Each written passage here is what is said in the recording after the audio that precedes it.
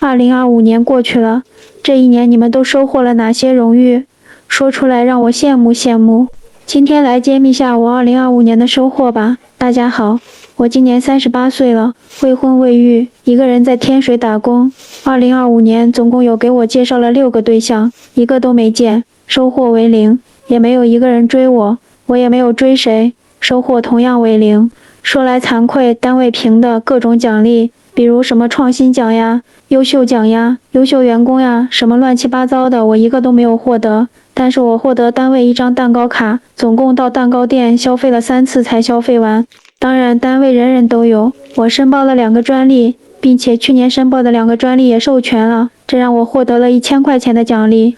26年再接再厉，2025年年中，工资抵房贷和日常生活开销了，所以这块收获也几乎没有。但是过去的300多天，我做了500多顿饭，发了400多条视频，写了400多个文案，下了0次馆子，点了0次外卖，和朋友聚了0次餐，做了0次头发，进了0次美容店，喝了0杯饮料和奶茶，追了5部长剧、3部短剧，给自己买了1件外套、1双鞋子。回头一看，收获满满，实则一无所获。除了1栋房子和这只小猫是我的，其他的好像都是浮云。其实房子也不完全是我的，突然一下子没了目标，一下子瘫软了。今天也突然没力气做饭了。